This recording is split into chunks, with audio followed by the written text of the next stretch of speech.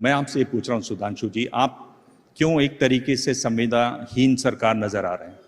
लोग बैठे हुए शाहीन बाग में, आप क्यों नहीं जाकर उनसे चर्चा करते? देखिए कि यूपीए की जब सरकार थी 2011 में, बाबा रामदेव का रामलीला मैदान में बड़ा आंदोलन चल रहा था, अन्ना का आंदोलन चल रहा था, तो लोग गए थे, मंत्रियों का पूरा समूह गया था उनसे बातचीत करने के लिए, बातचीत हुई, जो हुआ आपको मालूम है। पर आप लोग उनसे जाके बातचीत क्यों नहीं करते हैं इन लोगों से? हिचक क्या है इसको बात करने में? बहुत अच्छी बात कही।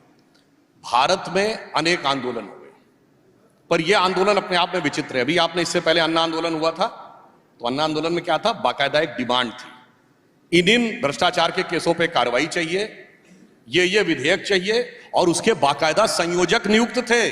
केजरीवाल जी उसी में संयोजक बने थे जो आज तक संयोजक कहते हैं। ठीक, उससे पहले राम मंदिर आंदोलन हुआ तो बाबरी मस्जिद एक्शन कमेटी भी थी, श्री राम जन्मभूमि न्यास भी था, एक फोरम भी था, एक डिमांड भी थी। जब इमरजेंसी में आंदोलन हुआ जेपी का, तो जेपी उसके संयोजक थे, डिमांड भी थी, एक संयोजकत्व भी था। आजादी से पहले चले जाइए, साइमन कमीशन का आंदोलन तो एक डिमांड थी, रोलेट एक्ट तो एक डिमांड थी, सविनय अवज्ञा आंदोलन एक डिमांड थी। यहां विचित्र आंदोलन है, न डिमांड है लिखित में, न कौन रिप्रेजेंटेटिव है ये पता, हवा में बात कर लो, न कागज पे कुछ, न जमीन पे कुछ। और उसके बाद भी मेरी उनके सुधांशु जी, अगर ये जो बात कर रहे हैं, एक तो आप पूरे जो आंदोलन वहां खड़ा हुआ है, एक तरीके को बहुत आप उनको हल्का करके बिल्कुल खत्म कर दे रहे हैं, पर मैं आपसे ये पूछ रहा हूं, अगर ये बात ऐसी ही है तो आपका काम बहुत आसान है। तो अब तो आप जाके उनसे बातचीत कर लीजिए और कहिए कि भाई आपके पास कोई डिमांड तो नहीं है, डिमांड तो लेकर आइए। आपको हिचक कहां है?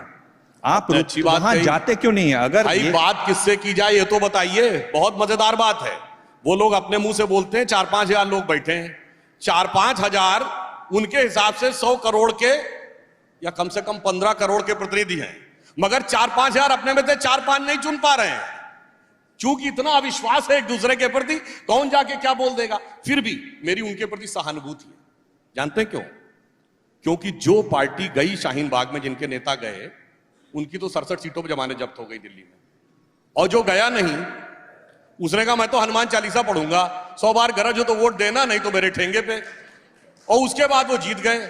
जलवे से अमानतुल्लाह खां 73,000 से जीते और अभी भी नहीं आ रहे हैं, उनके पास नहीं जा रहे हैं दिल्ली विधानसभा में उठाने। तो उनके ऊपर तो मुझे एक लाइन याद आती है, पुराना गीत है, आपने सुना होगा, रहा गर्दिशों में हरदम मेरे इश्क का सितारा। आगे की लाइन उन पे फिट है, ये हमारी बदनसीबी जो नहीं तो और क्या है, कि ये उसी के हो गए हम जो ना हो सका हमारा। अच्छा जी, ये कह रहे हैं कि उनकी कोई डिमांड ही नहीं है, शाहीन बाग में जो लोग बैठे हुए उनकी कोई डिमांड ही नहीं है, कुछ वो चाहते क्या चाहते हैं पता ही नहीं। नहीं, मगर शाहीन बाग को तो बीजेपी ने भी मुद्दा बनाया था दिल्ली के इलेक्शन में, कि जिस दिन रिजल्ट आएगा शाहीन बाग खत्म हो जाएगा। बीजेपी ने यह भी कहा था कि शाहीन बाग के लोग निकलकर रेप करेंगे, मार देंगे। शाहीन बाग को तो मुद्दा बीजेपी में नहीं बनाया था, तो बीजेपी भी हार गई वहां पर। और कितने सीट आए आपको? 5 आए, 4 आए, नहीं मालूम, बहुत कम सीट आए।